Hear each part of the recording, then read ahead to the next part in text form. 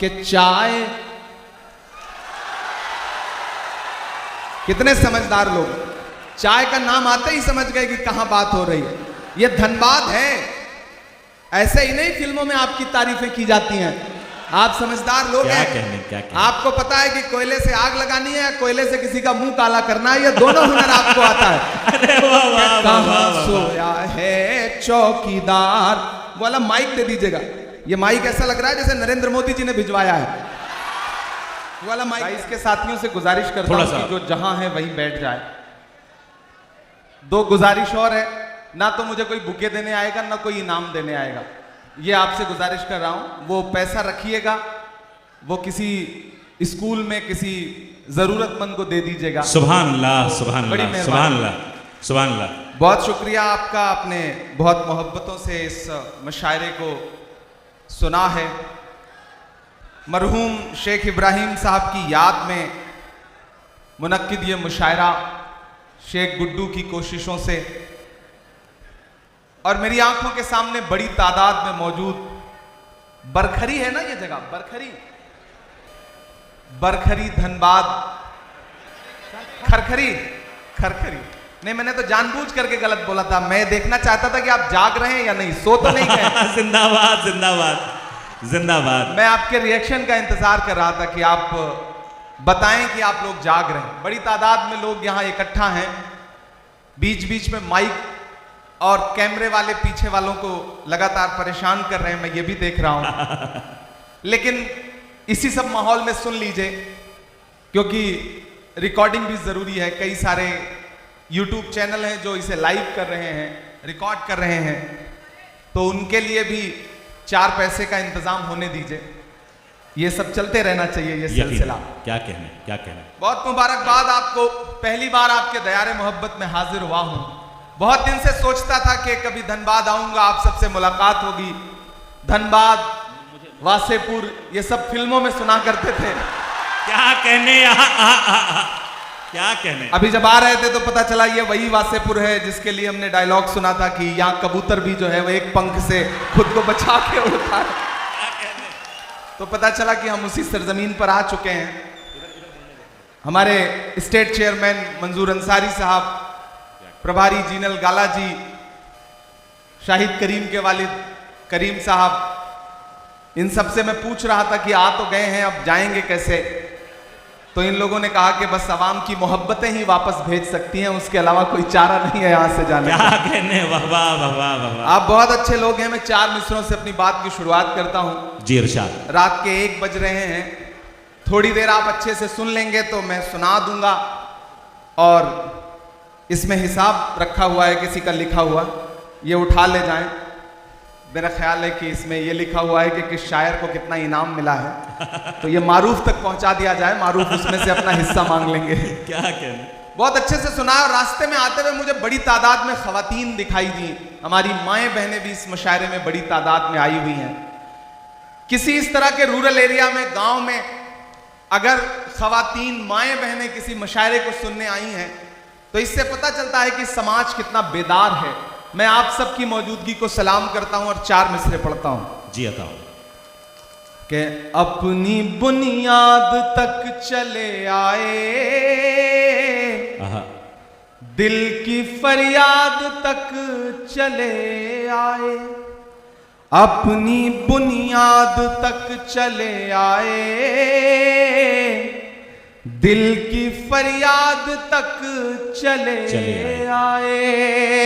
आपने प्यार से बुलाया तो हम भी धनबाद तक चले आए, हम भी धनबाद तक चले आए, अपनी बुनियाद तक चले आए,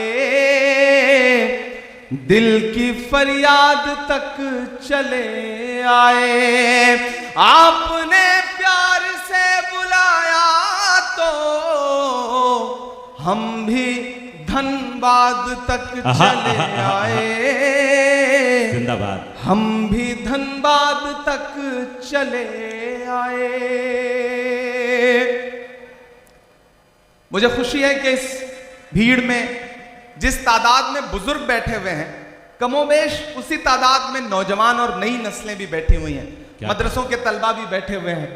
दाईं जानिब जो हमारे नौजवान साथी खड़े हैं, बाईं जानिब जो साथी खड़े हैं, पीछे जो खड़े हैं, अपनी मोटरसाइकिल पे जो पीछे बैठे हैं, उन सब से गुजारिश है कि अगली थोड़ी देर मैं कोशिश करूंगा कि ये वक्त, ये रात आपके लिए भी एक यादगार रात हो, एक यादगार लम्हा हो। और आप भी कोशिश करें कि जिस तरह मुशायरे को सुना जाता है, जिस तरह आप मुशायरे को सुनते हैं, उस अंदाज में मुशायरा सुनिए। मैं गुड्डू से पूछ रहा था कि क्या यहां पहली बार मुशायरा हो रहा है, तो उन्होंने कहा कि यहाँ के लोग, यहाँ के जो सामीन हैं, यहाँ के जो सुनने वाले हैं, वो एक्सपोर्ट क्वालिटी के हैं। आसपास कहीं भी कोई मुशायरा हो, यहाँ के सामीन बुलाए जाते हैं क्योंकि इन्हें दाद देने का सलीका आता है। क्या कहने, क्या तो मैं आज उस सलीके को चेक भी करूंगा। मैं 4 मिसरे पढ़ता हूं। इरशाद। चारों तरफ जो नफरत की बातें और एक तरफ मोहब्बत की दुकान लेकर के खड़े हम लोग। मैं पढ़ता हूं 4 मिसरे। क्या कहने, क्या कहने। कि तुम्हारा रंग जहरीली हवाओं ने बनाया है, तुम्हारा रंग जहरीली हवाओं ने बनाया है। मुझे तो गांव के पेड़ों की छाँव ने बनाया है, मुझे तो गांव के पेड़ों की छाँव ने बनाया है। अमेरिका के प्रेसिडेंट के तौर पर हलफ लेने से तकरीबन 4 साल पहले 1956 में जॉन एफ कैनेडी साहब हार्वर्ड यूनिवर्सिटी में बच्चों से खिताब कर रहे थे। खिताब करते हुए उन्होंने एक बात कही थी। उन्होंने कहा था कि अगर शायरों को सियासत समझ में आती और सियासतदानों को शायरी समझ में आती तो दुनिया रहने के लिए और खूबसूरत हो सकती। मैं पुल बनने की कोशिश करता हूं। क्या प्यारी बात। और 4 मिसरे पढ़ता हूं कि तुम्हारा रंग जहरीली हवाओं ने बनाया है, मुझे तो गांव के पेड़ों की छाँव ने बनाया है। विरासत की सियासत से नहीं हासिल किया कुछ भी, विरासत की सियासत से नहीं हासिल किया कुछ भी। मैं जो कुछ हूं मुझे माँ की दुआओं ने बनाया है, मैं जो कुछ हूं मुझे माँ की क्या कहने दुआओं ने बनाया है। मैं जो कुछ हूं मुझे माँ की दुआओं ने बनाया है। हमारे बंगाल के स्टेट चेयरमैन शमीम अख्तर साहब भी बैठे हैं। हमारे AICC के कई साथी यहाँ पे मौजूद हैं। धनबाद डिस्ट्रिक्ट कांग्रेस कमेटी के कई साथी मौजूद हैं। मैं धीरे धीरे अपने रंग तक आने की कोशिश करूंगा। किसी ने कहा है कि जब तक शेर अपनी कहानियां खुद लिखना नहीं सीखेंगे तब तक शिकारी अपनी कहानियों में खुद को महान बताते रहेंगे। मैं जिस तेवर के लिए जाना पहचाना जाता हूं उस तेवर तक आपको पहुंचाने की कोशिश करूंगा। मुझको जालिम का तरफदार नहीं लिख सकते, कम से कम वो मुझे लाचार नहीं लिख सकते। जहां हथेली पे लिए बोल रहा हूं जो सच, उसको इस देश के अखबार नहीं लिख सकते, उसको इस देश के अखबार नहीं लिख सकते। दिल्ली के हाकिम ने, दिल्ली में बैठे हुए हाकिम ने पिछले दिनों आप पर तंज करते हुए बात कही थी कि पंचर बनाते हैं। सुना था यह जुमला।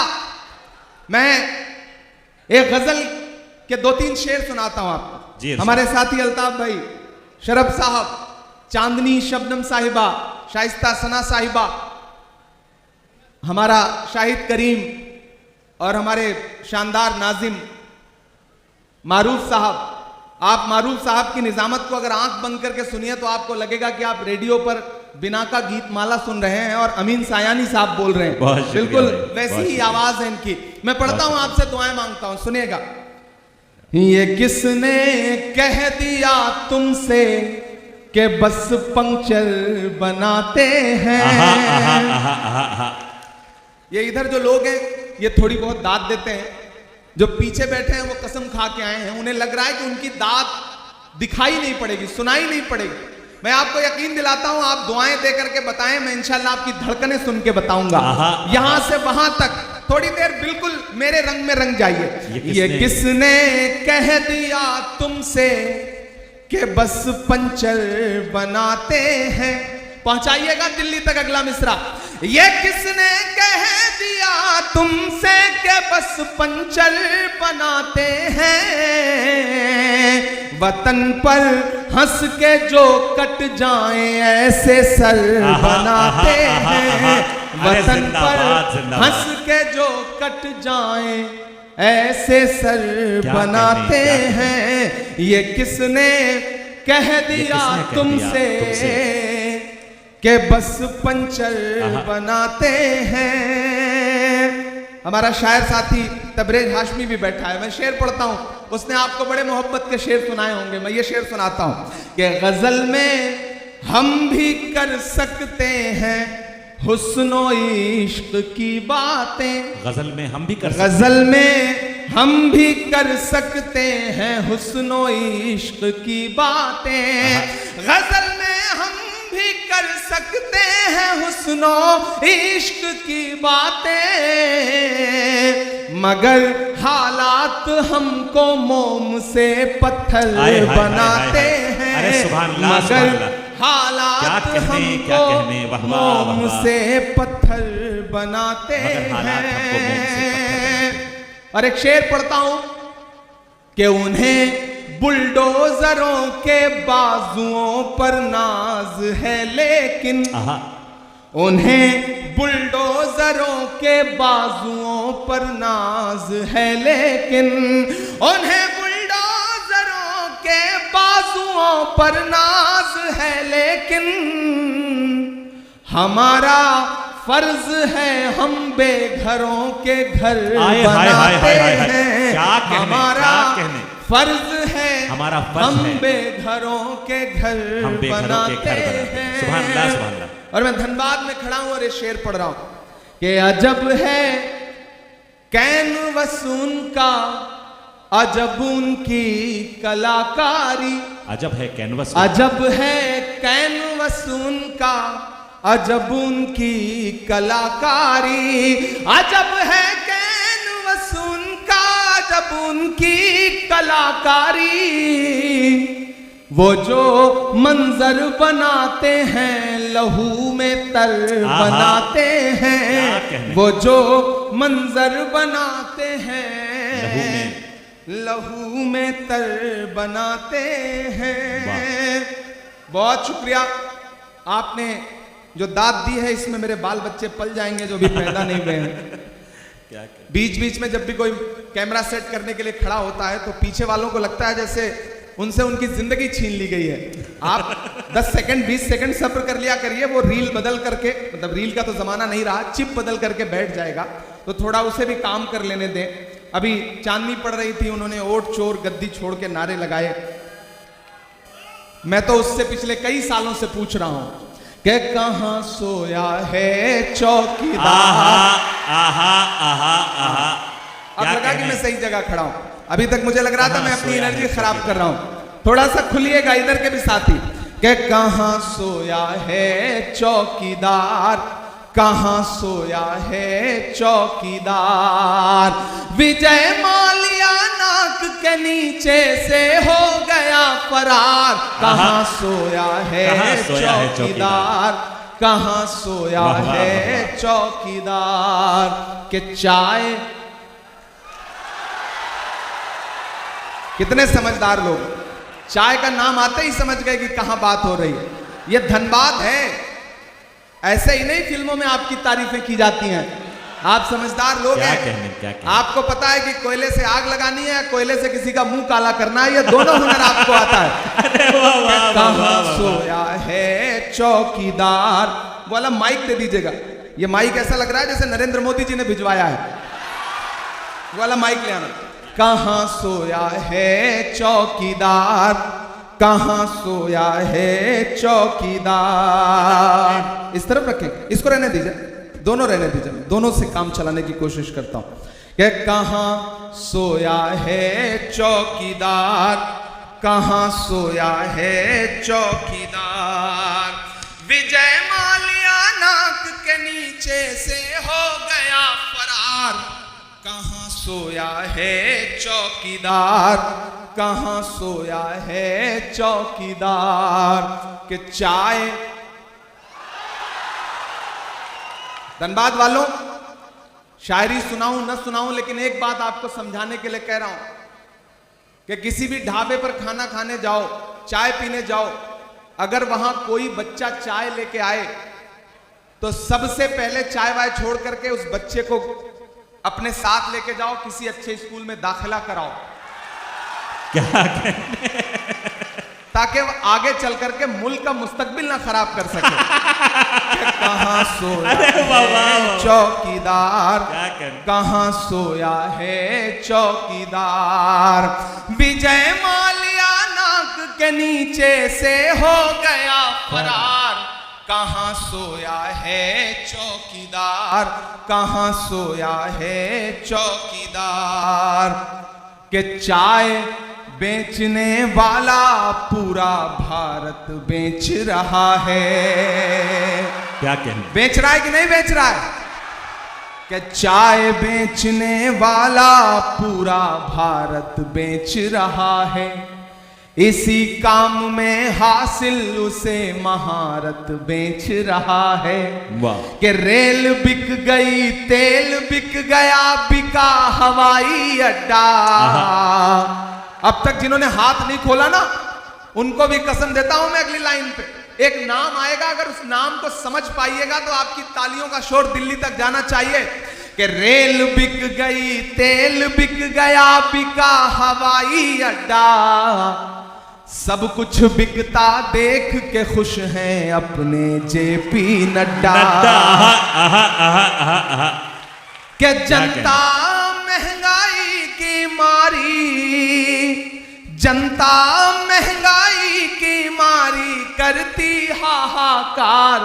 कहाँ सोया है चौकीदार, कहाँ सोया है चौकीदार।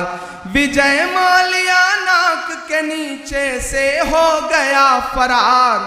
कहाँ सोया है चौकीदार, कहाँ सोया है चौकीदार। दोस्तों, अगर आपके रास्ते में कोई गड्ढा खोदे ना तो डरने की जरूरत नहीं है। यही वो लोग हैं जो आपको छलांग लगाना भी सिखाते हैं। आहा, आहा, इसलिए धनबाद वालों, खरखरी वालों, ये खरखरी नाम पड़ा कैसे? बड़ा खतरनाक नाम है, मतलब लेने में ही देखो।